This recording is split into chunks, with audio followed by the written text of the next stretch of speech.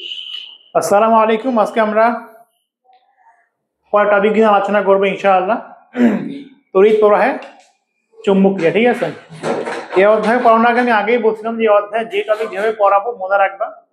Feel নিতে গেলে তোমার স্থির তড়িৎ ফ্লাক্স বলটাকে ভালো করে পড়তে হবে, যার সময় আমাদের নাই। তবে এই অধ্যায়গুলো থেকে মনে রাখবে ইনশাআল্লাহ তুমি সিকিউ কমন ভালো করে পাই যাবে, ঠিক আছে। কারণ এই অধ্যায়গুলো দেখো বোর্ড কোশ্চেন তোমার কি আছে, ফিজিক্সের বোর্ড কোশ্চেন যদি দেখো তুমি জাস্ট দেখবো 19 সাল আছে, 17 সাল আছে, আর কি তোমার ধরো 18 সাল আছে, 17-18 সাল, ঠিক আছে। তো তুমি 2-3 বছরের বোর্ড কোশ্চেন করলে কিন্তু একটা অধ্যায়ের ভালো তুমি কনসেপ্ট তোমার চলে আসবে কমন ইনশাআল্লাহ। আর অন্যান্য যেগুলো অধ্যায় তো রিপিট ছিল, এগুলো 25 সাল পর্যন্ত আমার বোর্ড কোশ্চেন করা লাগবে, বুঝতে পারতেছো? তো এই যে নতুন অধ্যায়, আর ইউজুয়ালি নতুন অধ্যায় থেকে ইজি প্রশ্ন আসবে এটাই আশা করা যায়। ইনশাআল্লাহ যেটা যেভাবে পড়াবে একটু দেখে নাও, ঠিক আছে। টপিক ওয়াইজ মনে রাখবো আমাদের আগের দিনের টপিক কি ছিল। আমাদের আগের দিনের টপিক ছিল যে তড়িৎ প্রবাহিত হলে তার আশেপাশে একটা চুম্বক ক্ষেত্র তৈরি হয়। চুম্বক ক্ষেত্র, ঠিক আছে। চুম্বক ক্ষেত্র মানে, চুম্বক ক্ষেত্র হচ্ছে এমন একটা ক্ষেত্র যেই ক্ষেত্র কি করতে পারে, লোহা গুলাকে বা মেটেল গুলাকে, ধাতু গুলাকে আকর্ষণ করতে পারে, ঠিক আছে। আমাদের আগের দিনের টপিক মনে রাখবা তড়িৎ প্রবাহের ফলে, ঠিক আছে। কি ছিল দেখো, তড়িৎ প্রবাহের ফলে আমাদের সামনে পরের অধ্যায় আছে, যেটা পড়াচ্ছিলে দেখো, চুম্বক প্রবাহের ফলে তড়িৎ ক্রিয়া, ঠিক আছে, সৃষ্ট তড়িৎ ক্ষেত্র। দেখো, চুম্বক প্রবাহের ফলে সৃষ্ট তড়িৎ ক্ষেত্র আমাদের আগের দিন টপিক কিন্তু এটা ছিল। যদি আমরা কোনো একটা তারের মধ্য দিয়ে চুম্বক কারেন্ট ফ্লো করি, তাহলে তার আশেপাশে একটা তড়িৎ ক্ষেত্র তৈরি হয়। এখন তড়িৎ ক্ষেত্র একটা ভেক্টরের ক্ষেত্র, যার আমরা মান বের করা শিখছিলাম, আর দিক তো বের করা শিখছিলাম। দিকের কাহিনী কি ছিল, চুম্বকের দিকে থাম রাখবা, হাতটা ঘুরাবা, ঠিক আছে। এদিকে ঢুকবে, সেদিকে কি ঢুকতেছে, বের হলে বের হচ্ছে। ঢুকাকে আমরা ক্রস দিয়ে প্রকাশ করতাম, বুঝতে সুবিধা হবে। ক্রস মানে কি, ক্ষেত্রটা ভিতরের দিকে ঢুকতেছে, আর বাইরে হওয়াকে আমরা কি দিয়ে প্রকাশ করছিলাম, ডট দিয়ে প্রকাশ করছিলাম, ঠিক আছে। আমাদের আগের দিন টপিকটা মনে রাখবো, সেটা কি ছিল, তড়িৎ প্রবাহের ফলে সৃষ্ট চৌম্বক ক্ষেত্র। চৌম্বক ক্ষেত্রে আমরা কি বের করছিলাম, চৌম্বক ক্ষেত্রে মান আর দিক দুটাই বের করছিলাম ইনশাআল্লাহ, ঠিক আছে। আচ্ছা, আজকে আমাদের টপিকের মেইন যেটা আলোচনা হবে যে চৌম্বক ক্ষেত্রে গতিশীল আধান, ঠিক আছে। আমাদের টপিকের নাম হবে এটা, কোন একটা চৌম্বক ক্ষেত্রে। ওয়ালাইকুম আসসালাম। চুম্বক ক্ষেত্রে গতিশীল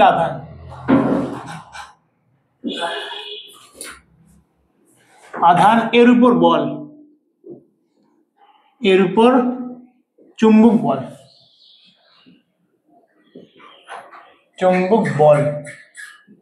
তার মানে আমরা আজকে দেখবো যে একটা চুম্বক ক্ষেত্রের ভিতরে যদি কোনো গতিশীল আধান থাকে, কেমন আধান বলতো, গতিশীল আধান থাকে, তাহলে সে একটা বল অনুভব করবে। কোন বল অনুভব করবে, চুম্বক বল অনুভব করবে, ঠিক আছে। ধরো এটা মনে কর কোন একটা চুম্বক ক্ষেত্রে আমি আট করলাম, চুম্বক ক্ষেত্র এটা, ঠিক আছে, বি দিয়ে প্রকাশ করলাম। তোমরা জানো তড়িৎ ক্ষেত্রকে ই দিয়ে প্রকাশ করা হয়, ইলেকট্রিক ফিল্ড, আর চুম্বক ক্ষেত্রকে বি দিয়ে প্রকাশ করা হয়, ঠিক আছে। যেটা কম পড়ে গেছে, বি লিখে দিছে, বুঝতে পারছো? তাহলে আজকে আমরা যেটা বলবো সেটা হচ্ছে মনে রাখবা চুম্বক ক্ষেত্রে গতিশীল আধানের উপর বল।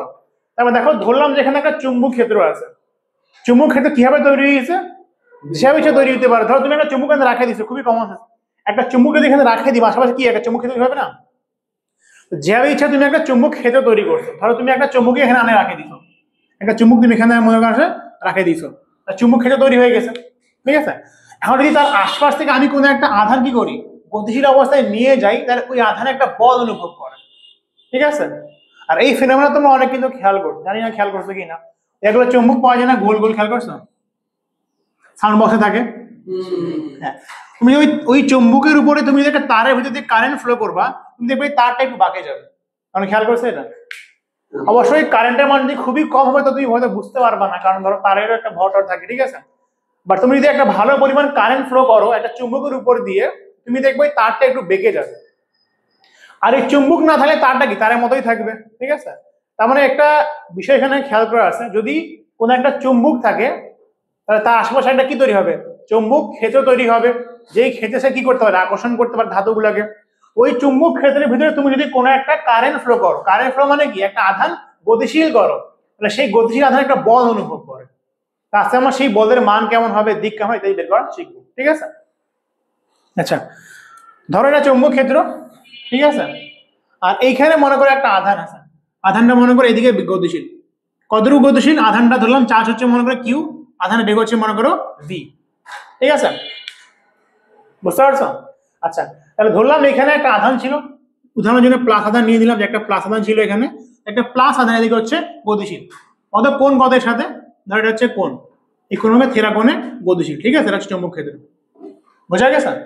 তাহলে দেখলাম যে একটা চৌম্বক ক্ষেত্র এখানে ছিল, ওই ক্ষেত্রের ভিতরে একটা প্লাস আধান বা একটা চার্জ গতিশীল, বা যে কোনো চার্জ হতে পারে, চার্জটা গতিশীল। এখন এখানে কি হবে, যেহেতু এই চার্জটা একটা চৌম্বক ক্ষেত্রের ভিতরে আছে, তাহলে এখানে সে একটা বল অনুভব করবে। বলের মান কেমন হবে? এই বলের মানটা মনে রাখবা, বলের মানটা হচ্ছে এই চার্জের সমানুপাতিক। যদি চার্জের মানটা বেশি হবে তাহলে সে কি বেশি বল অনুভব করবে। আবার এই বলের মানটা বেগের সমানুপাতিক, অর্থাৎ সে যদি বেশি বেগে গতিশীল হয় ইলেকট্রনটা বা প্রোটনটা বা প্লাস চার্জ বা যে কোনো চার্জ, সে বেশি বল অনুভব করবে। আবার এই বলের মানটা মনে রাখবা চুম্বক ক্ষেত্রের সমানুপাতিক। খুবই কমন, চুম্বক ক্ষেত্রের কারণে বল সৃষ্টি হচ্ছে। তো চুম্বক ক্ষেত্র যত স্ট্রং হবে, বল তত কি হবে? স্ট্রং হবে, শক্তিশালী হবে। ঠিক আছে, আবার এই বলটা মনে রাখবা এদের মধ্যবর্তী কোণে সাইন থিটার সমানুপাতিক, সাইন থিটার সমানুপাতিক। ঠিক আছে, তাহলে যদি আমি এত কিছুকে একসাথে মিলাই লিখি তাহলে কি লেখা যাবে বলো তো? লেখা যাবে না যে এফ সমানুপাতিক কি লেখা যাবে বলো? এটা লেখা যাবে Q V B sine theta. বোঝা গেছে? আচ্ছা, এখানে সমানুপাতিক চিহ্ন উঠলে একটা সমানুপাতিক ধ্রুবক আসবে, ওই ধ্রুবকের মান হচ্ছে 1 ধরে নেওয়া হয়, আর 1 চলে আসে। এখানে এফ সমান লেখা যাবে, এফ সমান হচ্ছে Q V B sine theta. এখানে আমি ভেক্টরকে তোমাদের রিকল করে দিচ্ছি, তোমরা খেয়াল করে দেখছি না, এ ক্রস বি তোমরা করছো না? এ ক্রস বি এর মধ্যে মান কি আসে? মান আসে এ বি সাইন থিটা। ঠিক আছে, তাহলে মনে রাখবা এই বল কেমন রাশি বলো তো? বল ভেক্টর রাশি না? যদি কোনো রাশি সাইন থিটার সমানুপাতিক থাকে, খেয়াল করে দেখো এখানে এ ক্রস বি এর মানটা কার সমানুপাতিক? সাইন থিটার না? যদি কোনো রাশিটা সাইন থিটার সমানুপাতিক থাকে, আর রাশি যদি ভেক্টর থাকে, তাহলে অবশ্যই মনে রাখবে এই রাশিকে ক্রস গুণ করে বের করতে হয়। ঠিক আছে, এই রাশিকে অবশ্যই ক্রস গুণ করে বের করতে হয়, কারণ দেখো ক্রস গুণের রেজাল্ট কি আসে বা ফলাফল কি আসে? সাইন থিটা চলে আসে না? বল এখানে ভেক্টর কি আছে? ভি ভেক্টর আছে আর বি ভেক্টর আছে। তুমি লিখতে পারবা যে এফ ভেক্টর সমান কিউ তো স্কেলার, কিউ নিলাম সামনে রাখলাম, লিখতে পারবা যে ভি ক্রস বি। এটা হচ্ছে বলের আসল সূত্র। ঠিক আছে, এখন দেখো এইখান থেকে তুমি এটা নিয়ে আসতে পারবা। ক্রস গুণের মানে কি? এ ক্রস বি মানে কি? এ বি সাইন থিটা, তাহলে ভি ক্রস বি মানে কি? V B sine theta. ঠিক আছে, আসলে আমি দেখো ব্যাক ক্যালকুলেশন করছি বলতে গেলে, তুমি এখান থেকে ক্যালকুলেশন করলে ইজিলি করতে পারতা যে এফ মানে কি? Q into V cross B, V cross B মানে কি? V B sine theta. তাহলে এফটা হচ্ছে কি? কিউ এর সমানুপাতিক, এফটা কি? বেগের সমানুপাতিক, এফটা কি? চুম্বক ক্ষেত্রের সমানুপাতিক, এফটা কি? সাইন থিটার সমানুপাতিক। ঠিক আছে ভাই, যদি ভেক্টর ফর্মে না থাকে তাহলে কি হবে? যদি মানে ভেক্টর যদি না থাকে তাহলে কি হবে? এই যে এটাই স্কয়ার ফর্মটা হয়ে গেল। দেখো এ ক্রস বি না, এ ক্রস বি মান কত? এ বি সাইন থিটা।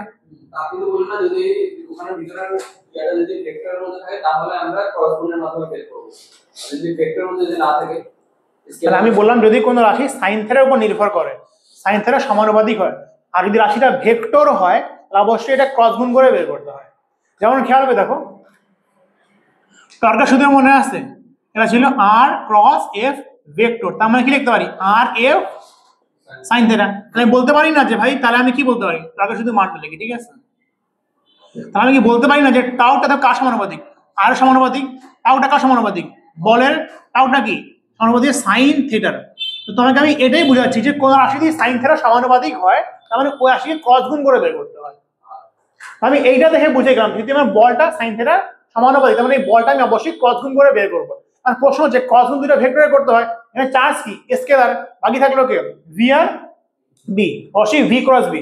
এটা কথা খুব ভালো করে মনে রাখবা, বি ক্রস কিন্তু ভি লিখে দিবা না, কারণ ভেক্টরের ক্রস গুণ ক্রম মেনে চলে। এ ক্রস বি করলে আলাদা হবে, বি ক্রস এ করলে আলাদা হয়। ঠিক আছে, বোঝা গেছে? তাহলে মনে রাখবা এখানে যদি কোনো একটা চার্জ গতিশীল থাকে কোথায়? চুম্বক ক্ষেত্রের ভিতরে, তাহলে সে একটা বল অনুভব করবে, বলটা হচ্ছে Q into V cross B. অথবা যদি মান লিখি তাহলে কি? Q V B sine theta. Theta 90 ডিগ্রির মধ্যবর্তী কোণ কি? শুধু কিউ ভি বি থাকবে। ঠিক আছে, তুমি প্রায় মাথে দেখবা থিটা কিন্তু 90 হয়ে যায়, সেক্ষেত্রে কিউ ভি বি লিখতে পারবো আমরা। ঠিক আছে, এতটুকু বোঝা গেছে? আচ্ছা, মনে রাখবা আজকে আমাদের সম্পূর্ণ টপিক হচ্ছে একই টপিক, যে ভাই চুম্বক ক্ষেত্রে গতিশীল আধানের উপর বল। ঠিক আছে, মনে রাখো আমাদের যতগুলো টপিক পড়াবো সবগুলো কিন্তু এইটাই মেন টপিকের ভিতরে থাকবে। আচ্ছা বলো, কারণ কোনো প্রশ্ন আছে? আচ্ছা এবার এই প্রশ্ন বোর্ডে একবার আসছিল, আমি এটা করাই দিই। দেখো যদি কোনো একটা চুম্বক ক্ষেত্রে একটা আধান লম্বভাবে প্রবেশ করে তাহলে তার কি হবে, এটা একটা বোর্ডের প্রশ্ন। ঠিক আছে, দেখো দেখে নাও। হ্যাঁ, এটা কোন বোর্ডে প্রবেশ করছে না, এটা লম্বভাবে প্রবেশ করছে, তখন কি হবে? এটা এতটুকু বোঝা গেছে? হ্যাঁ, নবই ধরে নেব, বাট এর দিকটা জানতে চাইছি, দিকটা কেমন হবে একটু পরে আমি দেখাচ্ছি। এতটুকু বোঝা গেছে না? আচ্ছা আমি এই অংশটা মুছে ফেললাম। ঠিক আছে, আচ্ছা এখন দেখো এর সাথে সম্পর্কিত একটা টপিক এখানে পড়াই দিই। এটা আমাদের বোর্ড কোশ্চেনে কোন এক সময় আসছিল। দেখো ধরো এটা একটা চুম্বক ক্ষেত্র আছে, ঠিক আছে, এটা একটা চুম্বক ক্ষেত্র আছে, বিতে প্রবেশ করলাম। এখানে কোন একটা আধান প্রবেশ করছে হচ্ছে লম্ব হবে, কতটুকু বেগে? ভি বেগে। ধরলাম আধানটা হচ্ছে কি বলবেন, চার্জ আছে। ঠিক আছে, এখন বলছে এর দিকটা কেমন হবে। তো এই কনসেপ্টটা বোঝার জন্য তোমাদেরকে কেন্দ্রমুখী বল অর্থাৎ ঘূর্ণন গতি একটু ভালো করে বুঝে নিতে হবে। ঠিক আছে, আচ্ছা এদিকে একটু খেয়াল করে দেখো, বুঝা যাচ্ছে? আমরা মহাকর্ষ বিকর্ষণতে পড়ছি না যে এইটা মনে করো সূর্য, ঠিক আছে, পৃথিবীর সূর্যের চারিদিকে ঘোরে না। প্রশ্ন হচ্ছে পৃথিবী সূর্য যদি পৃথিবীকে আকর্ষণ করে তাহলে পৃথিবী সূর্যের দিকে পতিত হয় না কেন?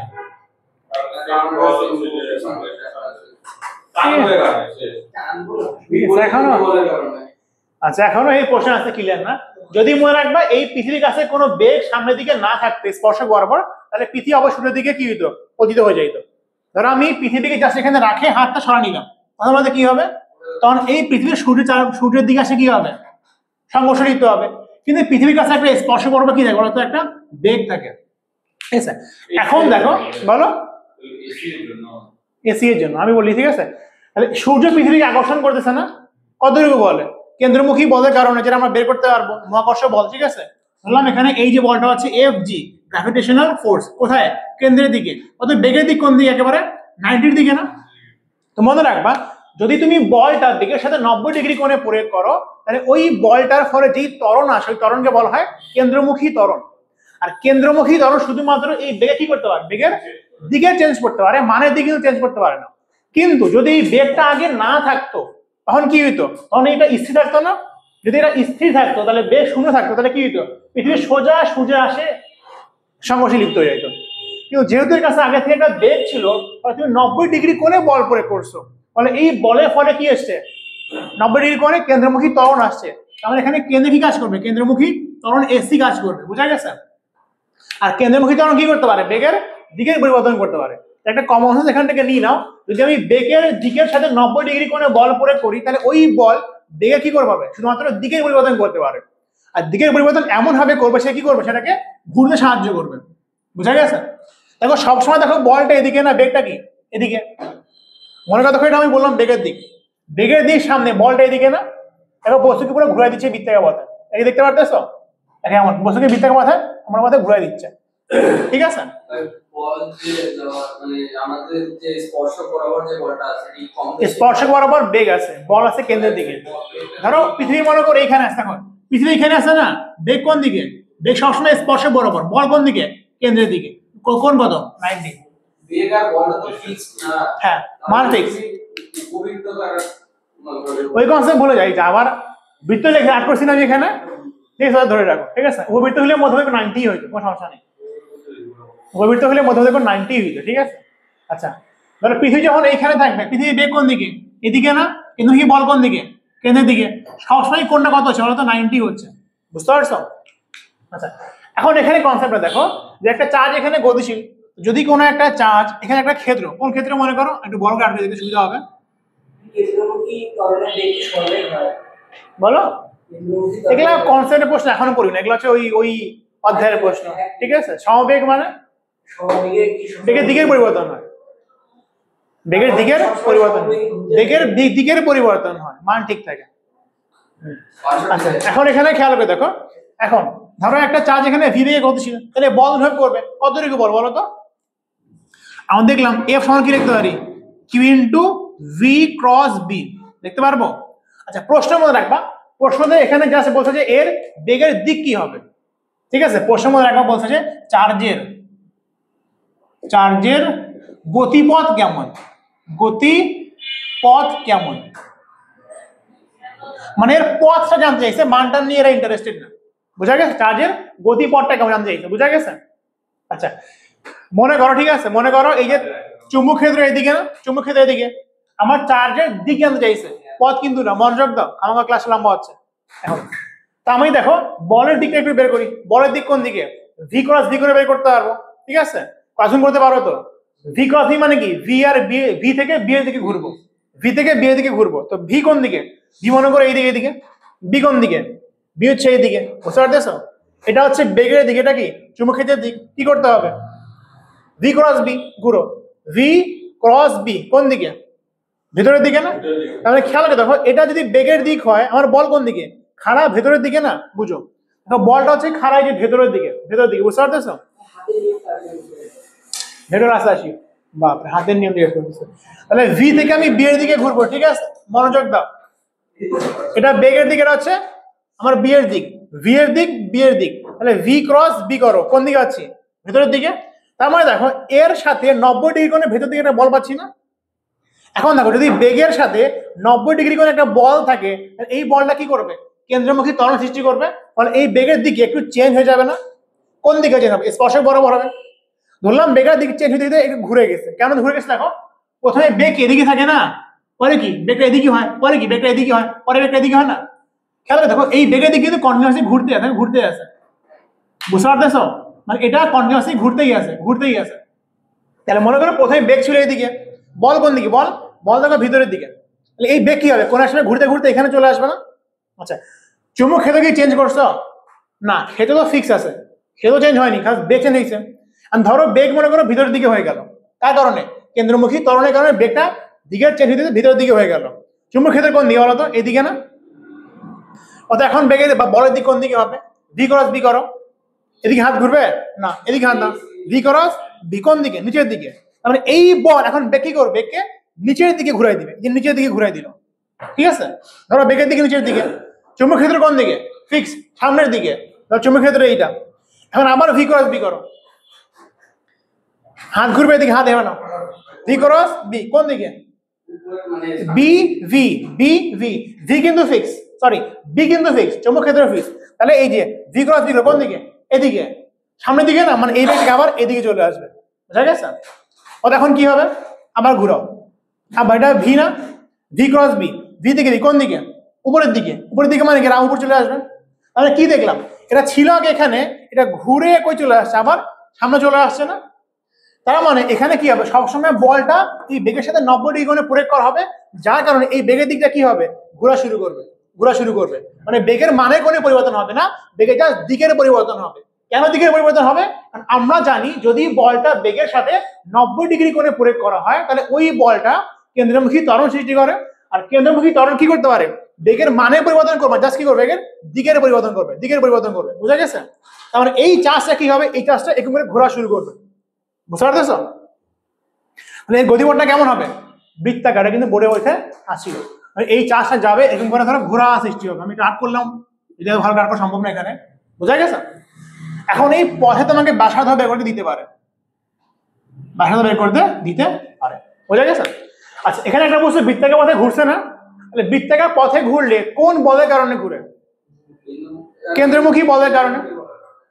কোন না কোন বল কেন্দ্রমুখী বলের যোগান দেয়। এখানে কোন বল কেন্দ্রমুখী বলের যোগান দিচ্ছে? চুম্বক বল, এই বলটা, ঠিক আছে? আচ্ছা তাহলে আমি লিখতে পারি না যে এইখানে এই যে চুম্বক বল এফ, সেটা কি দিচ্ছে? এফ সি এর যোগান দিচ্ছে। আচ্ছা এফ এর মান কত? Q VB sine theta. V cos V মানে কি? ভিবি সাইন থেটা লিখতে পারবো না আমি? আচ্ছা এখানে অ্যাঙ্গেল কত? লম্ব ভাবে প্রবেশ করছে না? অ্যাঙ্গেল কত? 90, সাইন 90 কত? 1। শুধুমাত্র লিখলাম কিউ, ঠিক আছে? কিউ ভি, আচ্ছা বি লিখি, বি সাইন মনে করো 90। কেন 90? দেখো বেগের দিকের সাথে কোণ কত? 90 ডিগ্রি সমান। কেন্দ্রমুখী বল মানে কি? ধরলাম বস্তুর ভর মনে করো এম ধরে নাও, সরি চার্জের ভর মনে করো এম ধরে নাও, এটা হচ্ছে এম, বেগ কত? ভি, ভি স্কয়ার ভাগ আর। মনে রাখবা এটা কিন্তু ভি, কিন্তু এটা ভি, ঠিক আছে? সাইন 90 কত হয়ে গেল বলো তো? 1 হয়ে গেল। একটা বেগ দিয়ে একটা বেগ কাটো, তাহলে কি দেখলো? কিউ বি সমান কি দেখলো? এম ভি ডিভাইডেড বাই আর। এটা দিয়ে মনে রাখতে পারো। এই আর মানে কি? এই আর মানে হচ্ছে বৃত্তাকার পথের ব্যাসার্ধ। অনেক সময় বলতে পারো তোমাকে যে কোন একটা চার্জ যদি একটা চৌম্বক ক্ষেত্রের ভিতরে লম্বভাবে প্রবেশ করে, তাহলে কি হবে? বৃত্তাকার পথে ঘুরবে, সেই বৃত্তাকার পথে ব্যাসার্ধ কি হচ্ছে? আর হচ্ছে। বি হচ্ছে চৌম্বক ক্ষেত্রের মান, কি হচ্ছে চার্জের মান, এম হচ্ছে চার্জের ভর, বি হচ্ছে চার্জের বেগ, আর কি বৃত্তাকার পথের ব্যাসার্ধ। বোঝা গেছে? এতটুকু বোঝা গেছে? তাহলে আমাদের আজকের দিনের টপিকটা বারবার বলছি, মনে রাখবা যে কোনো একটা চার্জ যদি চুম্বক ক্ষেত্রের ভিতরে গতিশীল থাকে তাহলে সে একটা বল অনুভব করবে। সবার আগে আমরা বলের মান রেখা শিখলাম, কয়টাতে কি পড়লাম, যদি একটা চার্জ একটা চুম্বক ক্ষেত্রে লম্বভাবে বসবে তখন কি হবে, তখন এই বস্তুটা এই চার্জটা বৃত্তাকার পথে ঘোরা শুরু হবে। ওই বৃত্তাকার পথে ব্যাসার্ধ আমরা বের করা শিখলাম, ঠিক আছে? না, কেন্দ্রমুখী বল না, বৃত্তাকার পথেই হবে। ওই ব্যাখ্যা এখানে দিচ্ছি না, ওই ব্যাখ্যা আমি ওই ফিজিক্সেও দেই নাই, বুঝতে পারছো? কারণ ওই ব্যাখ্যা দিতে কনিক্স লাগবে। হ্যাঁ, বোঝা গেছে? এই জন্য আমি ওই ব্যাখ্যা তোমাকে দেই নাই। এতটুকু বোঝা গেছে? আচ্ছা, এবার নেক্সট টপিক। আচ্ছা, নেক্সট টপিক হচ্ছে খ নম্বর একটা প্রশ্ন এখানে তোমাকে বুঝা দিতে আমি টপিকে পড়াইছি, ঠিক আছে? ছোট করে একটা টপিক এখানে বুঝা দিচ্ছি আমি। লরেঞ্জ বল বলতে কি বুঝো? খ নম্বরের প্রশ্নটা আসবে, ঠিক আছে? লরেঞ্জ। আচ্ছা, এবার মনে করো কোন একটা চার্জ, ঠিক আছে, বলো চার্জকে বল কে দিচ্ছে? চার্জ যদি কোনো একটা তড়িৎ ক্ষেত্রে থাকে বল অনুভব করে না? না, কোন একটা চার্জ যদি তড়িৎ ক্ষেত্রে থাকে একটা বল অনুভব করে, আর যদি সে কোন একটা চুম্বক ক্ষেত্রে গতিশীল অবস্থা থাকে তাহলে একটা বল অনুভব করে। মনে রাখবা চার্জ কিন্তু তড়িৎ ক্ষেত্রে থাকলে কিন্তু বল অনুভব করবে, গতিশীল থাকা শর্ত না। কারণ চার্জ তড়িৎ ক্ষেত্রে মানে কি, এটা তো চার্জ, চার্জ কি করবে, আকর্ষণ বিকর্ষণ করবে। কিন্তু চার্জ যদি চুম্বক ক্ষেত্রের ভিতরে গতিশীল অবস্থা থাকে তাহলে সে কি করে, একটা বল অনুভব করে। বুঝতে পারতেছো? তাহলে একটা চার্জ কে বল কে দেয়, তড়িৎ ক্ষেত্র দেয় আবার চুম্বক ক্ষেত্র দেয়। তাহলে এখানে শর্ত হচ্ছে এটাকে গতিশীল থাকা লাগবে, ঠিক আছে? এখন আমি দেখলাম যে ধরো কোন একটা চার্জ এখানে আছে, গতিশীল অবস্থায় মনে করা আছে, ধীরে গতিশীল। আর এইখানে কি আছে, এইখানে মনে করো আমার তড়িৎ ক্ষেত্র আছে আবার চুম্বক ক্ষেত্র আছে। ধরো এখানে কোন একখানে তড়িৎ ক্ষেত্র আছে, মনে করো ই আছে, এখানে এমন করে ই আছে, আমার ধরো কোন এক পাশে চৌম্বক ক্ষেত্র বি আছে। বুঝা গেছে? যে মনে করো এই বাসার ভিতরে সামনের দিকে চুম্বক ক্ষেত্র আছে, চুম্বক নিয়ে এসে রাখে দিছো, আর চার্জের কারণে একটা তড়িৎ ক্ষেত্র তৈরি হয়েছে, আর এখানে একটা চার্জ গতিশীল অবস্থায় আছে। তাহলে এই চার্জটা কয়টা বল অনুভব করবে? দুইটা না, এই তড়িৎ ক্ষেত্রের কারণে একটা তড়িৎ বল অনুভব করবে, আবার চুম্বক ক্ষেত্রে গতিশীল থাকার কারণে একটা চুম্বক বল অনুভব করবে। এই দুটো বলের কি করতে হবে, লব্ধি করতে হবে। এই লব্ধি বলটাকে বলা হয় লরেঞ্জ বল। কি বলা হয়? লরেঞ্জ। সৈয়দপুর মানটা লেখা পারিস, ঠিক আছে? লরেঞ্জ, আল্লাহ মালুম, লরেঞ্জ বল, ঠিক আছে? তাহলে লরেঞ্জ বল বলে কি হতে পারে? এফ এল লিখলাম, লরেঞ্জ বল সেটা কি হতে পারে? এই দুটো বলের কি ভেক্টর সাম, একটা কি F C Coulomb plus F মনে করে এম লিখলাম, ম্যাগনেটিক ফোর্স, ঠিক আছে? আচ্ছা, কুলম বলের মান বলতে কত হয়, পড়ে আসছে হয়তো, কিউ ইন্টু ই লেখা যায় না? এর সঙ্গে কিউ ইন্টু ই লেখা যায়, ঠিক আছে? আর এটা একটু আগে দেখে আসলাম, কি দেখলাম বলো? Q into V cross B. তাহলে কিউ কমন দিলে কি লেখা যাবে? কিউ কমন দিলে লেখা যাবে ই প্লাস এটা কি হচ্ছে ভি ক্রস বি, দেখা যাবে? এটা হচ্ছে লরেঞ্জ বলের সমীকরণ বলতে পারো। হোয়াট ইজ লরেঞ্জ বল? যে যদি কোন একটা চার্জ একটা চুম্বক ক্ষেত্রে থাকে আর একটা তড়িৎ ক্ষেত্রে থাকে তাহলে সে কি করবে, সে চুম্বক বল অনুভব করবে, তড়িৎ বল অনুভব করবে। তো এই দুইটা বলের লব্ধিটাই হচ্ছে লরেঞ্জ বল। এটা হচ্ছে কি তড়িৎ বল, এটা হচ্ছে কি চুম্বক বল। পাশে বোঝা গেছে? কত কিন্তু আসে লিখে দিবা, যেটা যে বোঝাচ্ছে মনে রাখো। ফিল নিতে যাওয়া তো ফিল হয়ে যেতে পারে, ঠিক আছে? আচ্ছা, সবচেয়ে গুরুত্বপূর্ণ কনসেপ্ট হল ভোল্টেজ বা হল বিভব, ঠিক আছে? এটা গুরুত্বপূর্ণ কনসেপ্ট। পানি পাওয়া যাবে? এখানে আমরা পানি খাই না তো কেউ। হ্যাঁ,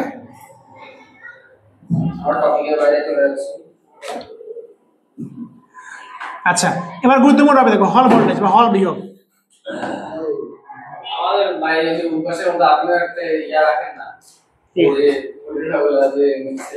কেমিস্ট্রি আছে কালকে।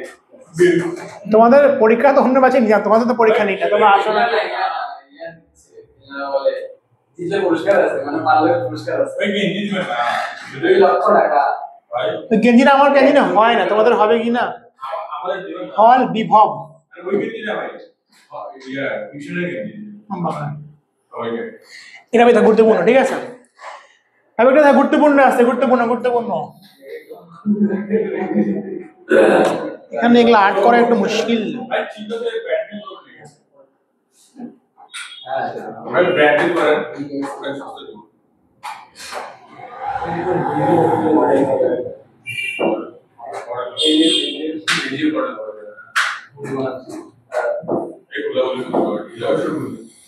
আচ্ছা ধরো এটা আমি কোন একটা তারের প্রসেস অঙ্কন করছি, ঠিক আছে? তারটা মনে করে এমন, ধরো তারটা মনে করে এমন লম্বা, ঠিক আছে?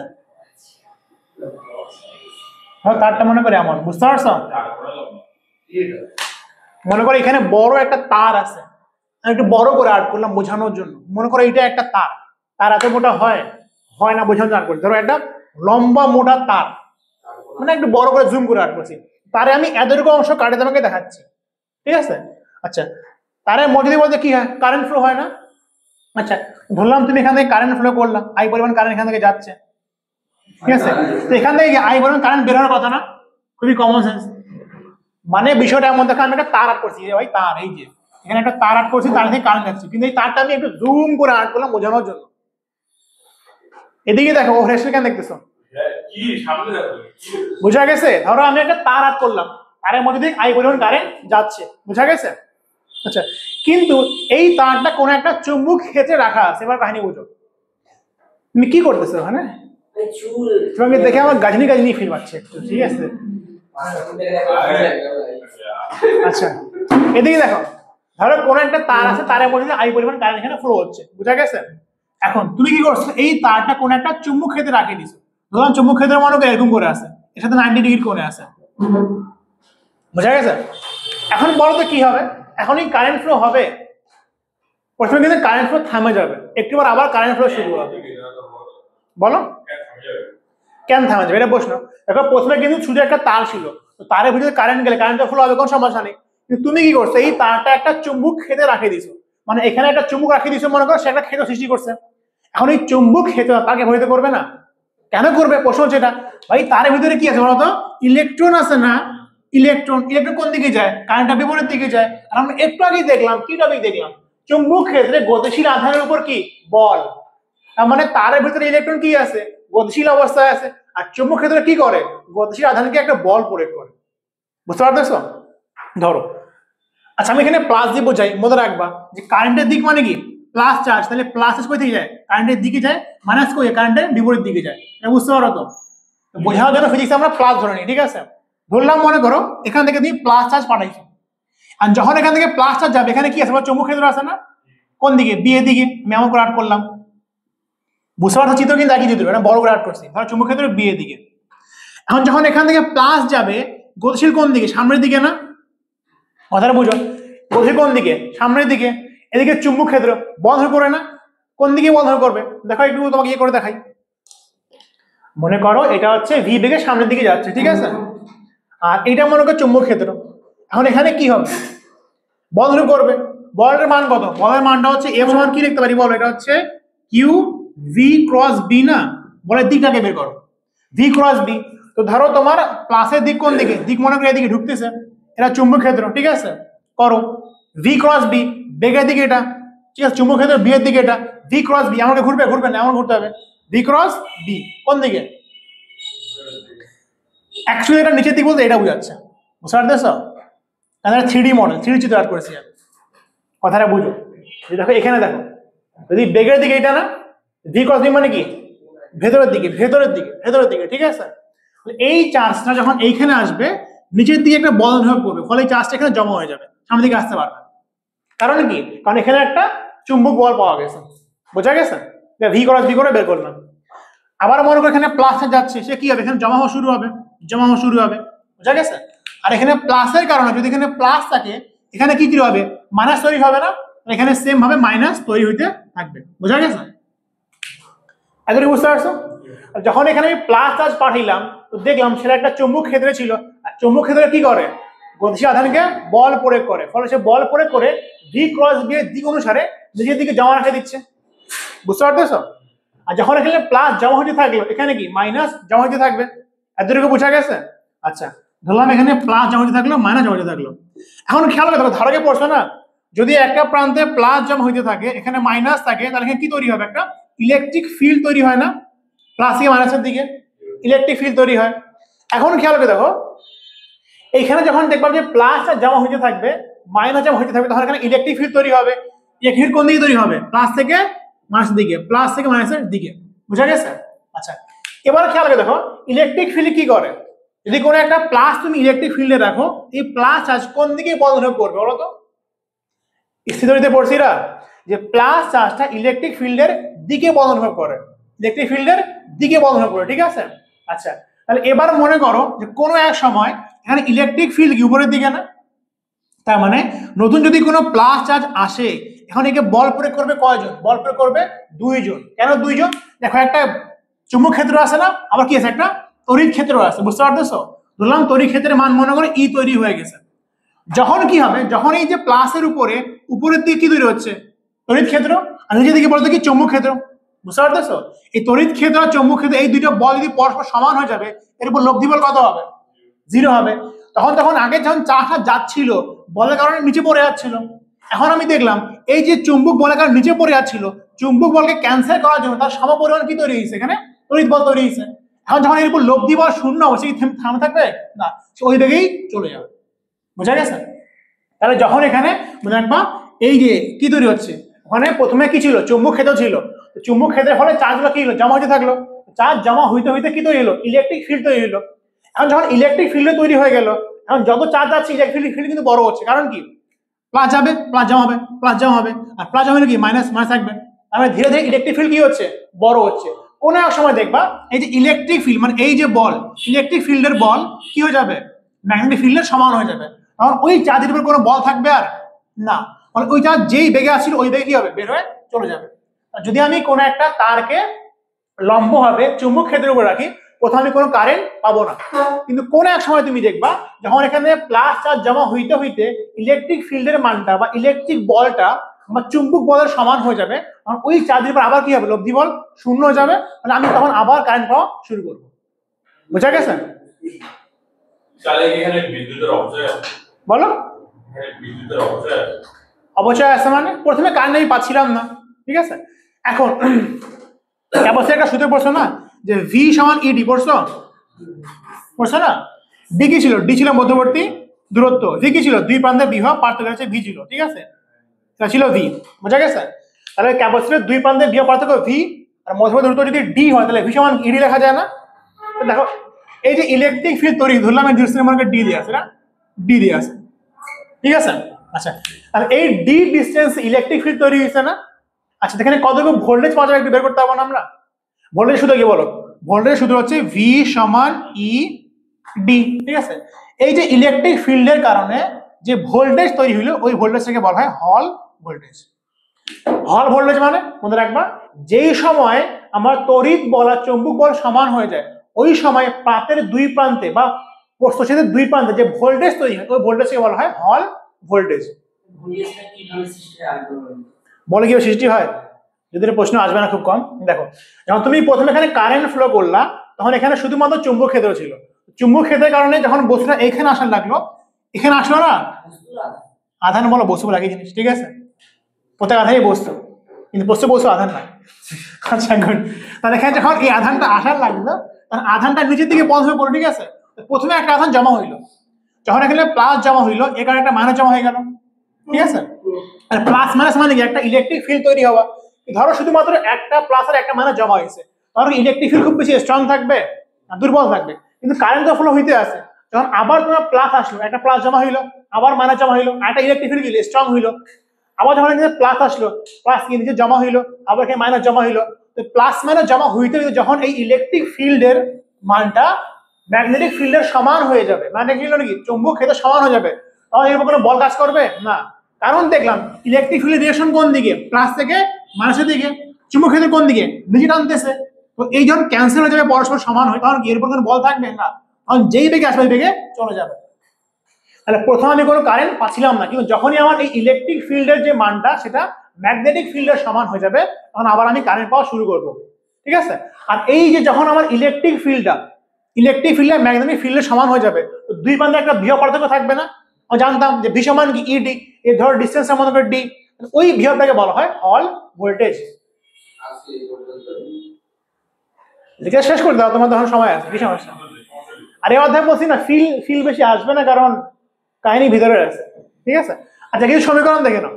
আচ্ছা বলো তো সমীকরণ। আচ্ছা এবার ইলেকট্রিক ফিল্ডের সূত্র কি বলো? এ সমান কি লেখা যাবে? কিউ লেখা যাবে না? ধরলাম চার্জ মনে করো কিউ পরিমাণ, চার্জ মনে করো কিউ, এখানে কিউ মানে কিন্তু আসলে ইলেকট্রন যাচ্ছে, ঠিক আছে মনে রাখবা। এখন তোমরা বলো ভাই এখানে পড়ে যাচ্ছে, আরে ভাই ইলেকট্রনের চার্জ আর প্রোটনের চার্জ কি সমান হয় না? সমান। তো মনে করো এখানে কি লাগবে? এফ সমান হচ্ছে কিউ ই, আর এখানে এফ সমান কত? চুম্বক বলার সূত্র কি? কিউ ভি সাইন থিটা, ঠিক আছে লিখতে পারবা কিউ ভি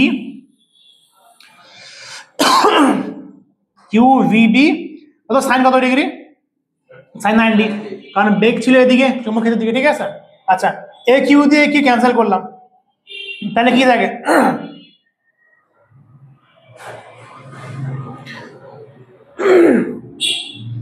তাহলে ই সমান কি লেখা বলো? ই সমান লেখা যায় বেগ ভি বি, ঠিক আছে। আচ্ছা আমার টার্গেট হচ্ছে এখন এখানে মানটা হল ভোল্টেজ বের করা। তো বলো হল ভোল্টেজ সমান কি লেখা যাবে? ই সমান কি লেখা বলো? ই সমান লেখা যাবে ভিএইচ ভাগ ডি।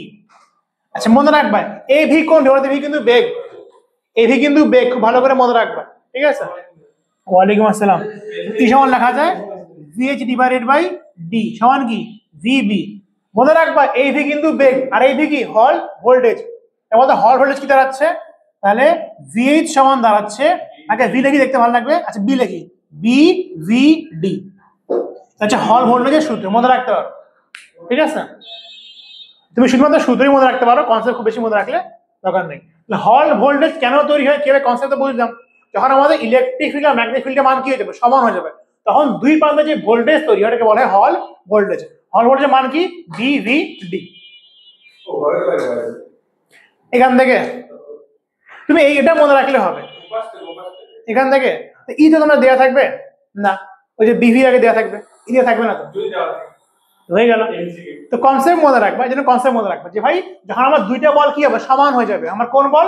তড়িৎ বল আর চুম্বক বল। তড়িৎ বলের সূত্র কি? Q into E. চুম্বক বলের সূত্র কি? Q VB sine theta. যদি ক্যান্সেল, এখান থেকে ই এর মানটা বের করলাম। আমরা ই এর মানটা লাগবে না ইউজুয়ালি, এই জন্য আমি, কারণ আমার ভোল্টেজ লাগবে। তো হল ভোল্টেজ ভি সমান ই লেখা যায়, এখান থেকে ই এর মানটা বসে হল ভোল্টেজ বের করে ফেললাম। এই ভি বলতে কোন ভিটা কিন্তু বেগ, এটা কি? বি মানে চুম্বক ক্ষেত্র, এটা মানে ডি মানে কি? ডি মানে পাতের প্রস্থ, প্রস্থ বলবে। আচ্ছা এখানে একটা কথা বলে রাখি, দেখো এখানে সুতরাং আরো কিছু কনসেপ্ট একটু পাশায় দিবে, সাথে মিলাই প্রশ্ন করতে পারে। আচ্ছা ধরো আমি এটাকে টি দিয়ে প্রকাশ করলাম, এতটুকু আমি টি দিয়ে প্রকাশ করলাম, ঠিক আছে। হ্যাঁ এটাকে থিকনেস বলে, পুরুত্ব বলবে, খুব ভালো করে মনে রাখবা। তাহলে ডি কে বলবো হচ্ছে প্রস্থ, ডি কি বলবে? বলবো হচ্ছে প্রস্থ, আর টি কে বলবো হচ্ছে পুরুত্ব বলবে, পুরুত্ব, ঠিক আছে। আচ্ছা বলো তো তারের ভিতর দিয়ে ইলেকট্রন গুলা কোন বেগে যায়? আমরা পড়ছিলাম না তারণ বেগে যায়। তারণ বেগের সূত্র মনে আছে? আই সমান ভি না, খুব ভালো করে পড়তে বলছিলাম, না ভি পড়েছিলাম, ভি না পড়েছিলাম, মনে নাই? আচ্ছা এখানে আই সমান কি পড়েছিলাম বলো? না ভি পড়েছিলাম, এন এ ভি, অথবা ভি না পড়তে পারো, ঠিক আছে। আচ্ছা এই ভি মানে কি? ইলেকট্রনের বেগ। ইলেকট্রনের বেগের সূত্র কি বলো? তাহলে আসবে I divided by N A E, ঠিক আছে। হ্যাঁ মনে আছে এন কি ছিল? এন ছিল একক আয়তনে ইলেকট্রন সংখ্যা। এ কি ছিল? এ হচ্ছে তারের প্রস্থচ্ছেদের ক্ষেত্রফল না, কতটুকু ক্ষেত্রফল তার এখানে আছে। আচ্ছা ভি কি ছিল? ইলেকট্রনের বেগ। এ কি ছিল? ইলেকট্রনের চার্জ, ঠিক আছে। স্থিতির সূত্র আই সমান কি ছিল? না ভি বা ভি না বলতে পারো। এন মানে কি? একক আয়তনে ইলেকট্রন সংখ্যা। এ মানে কি? যদি পরিবাহী হয় তাহলে পরিবাহী কি? পরিবাহীর প্রস্থচ্ছেদের ক্ষেত্রফল। ভি মানে কি? ইলেকট্রনের বেগ, কতটুকু বেগে যাচ্ছে। ই মানে কি? ইলেকট্রনের চার্জ, ই দিয়ে প্রকাশ করছিলাম। এখন ওই বেগের মানটা নিয়ে সেখানে বসাই দাও, তাহলে কি চলে আসবে? হল ভোল্টেজ ভি এর সমান আসবে, বি লিখলাম, বেগ মানে কি? I divided by N A E into D লেখো, তাহলে কি চলে আসবে? উপরে লেখো, উপরে হচ্ছে বি আই ডি এন। আচ্ছা ক্ষেত্রফল মানে কি? দেখো ক্ষেত্রফল মানে এটা না, আমরা কি লিখতে পারি? ডি টু ডি লিখতে পারি ক্ষেত্রফলকে। দেখো যে ক্ষেত্রফল কি? ধরো দৈর্ঘ্যটা প্রস্থ, ক্ষেত্রফল মনে করো, দেখি টি ধরলাম, প্রস্থ আর পুরুত্ব গুণ করলে কি পাওয়া যাবে? ক্ষেত্রফল পাওয়া যাবে না? করে দাও। ক্ষেত্রফলকে লেখো তুমি ডি ইন্টু টি, এখানে একটা ই থাকে গেল, ডি ডি ক্যান্সেল করে, তাহলে কি থাকলো? থাকলো হচ্ছে বি আই হচ্ছে N T E V H হল ভোল্টেজ। দুটো ফর্মুলা মনে রাখতে পারো। এখানে এন মনে রাখবা, এই এন কিন্তু এখানকার এন ছিল, আর এই এন মানে কি? এই এন মানে ইলেকট্রন সংখ্যা না, একক আয়তনে ইলেকট্রন সংখ্যা, খুব ভালো করে মনে রাখবা। ই মানে কি ইলেকট্রনের চার্জ, টি মানে কি, টি মানে এই যে কতটুকু থিকনেস আর পুরুত্ব এখানে আছে, বি মানে কি চুম্বক ক্ষেত্র, আই মানে কি কারেন্ট। ঠিক আছে, এই দুটো শুধু মনে রাখতে পারো। এখানে কি করছি, কারণ বেগের মানটা বের করে বসাই দিছি। কারণ বেগ আমরা কই বের করছিলাম, স্থির তড়িতে, না ভিএইচ লিখছি, ভিএইচ ভিএইচ। আজকে আমরা মেনলি তিনটা টপিক করছি, মনে রাখবো। কোন দিন আমি প্রথমে কি বলছিলাম, যে কোনো একটা চার্জ যদি চুম্বক ক্ষেত্রে গতিশীল অবস্থা থাকে তাহলে সে একটা বল অনুভব করে, বলের মানটা কত হবে, এইটা হবে। তারপর আমরা এই টপিকের সেকেন্ড টপিক দেখছিলাম যে কোনো একটা চার্জ যদি চুম্বক ক্ষেত্রে লম্ব হয়ে প্রবেশ করে তাহলে কি হবে, সে একটা বৃত্তাকার পথে ঘুরবে। লাস্টের টপিক কি ছিল, হল ভোল্টেজ। যদি কোনো একটা তারকে আমি কোনো একটা চুম্বক ক্ষেত্রের ভিতরে রাখি, ওই তারে কি আছে, অসংখ্য ইলেকট্রন আছে না, ওই ইলেকট্রনগুলি বল হয়ে পড়বে না, ওই অসংখ্য ইলেকট্রন গুলো কি হবে, একটা ম্যাগনেটিক ফোর্স তৈরি হবে, প্লাস ভিতরে কি একটা ইলেকট্রিক ফিল্ড তৈরি হবে। তার কারণে দুই প্রান্তে একটা ভোল্টেজ তৈরি হয়, ওই ভোল্টেজকে বলে হল ভোল্টেজ। ঠিক আছে, তিনটা টপিক পড়লাম, মাথার উপর থেকে সূত্রটাই মনে রাখতে পারো। ফিল নেওয়ার দরকার নেই, ফিল নিতে গেলে অনেক লেকচার লম্বা হয়ে যেতে পারে। বলো, এটা হচ্ছে ইলেকট্রনের প্রোটনের চার্জ বা ইলেকট্রনের চার্জ, ইলেকট্রনের চার্জ, টি হচ্ছে থিকনেস, এন হচ্ছে কি একক আয়তনে ইলেকট্রন সংখ্যা। তাহলে আলোচনা এখানেই শেষ। তো হল ভোল্টেজের সূত্র মনে রাখবা আর কনসেপ্টটা মনে রাখবে, হল ভোল্টেজ কেন তৈরি হয়েছিল এতটুকু মনে রাখলেই হবে। হল ভোল্টেজ সমীকরণ মনে রাখতে পারো, তার থেকে অতটাও কঠিন না যদি দেখো। ঠিক আছে, আচ্ছা তাহলে আজকে আলোচনা এখানেই শেষ। Please do like, subscribe, share and comment, নাক লাগাও। ইনশাআল্লাহ দেখা হবে কোন এক সময়। আসসালামু আলাইকুম।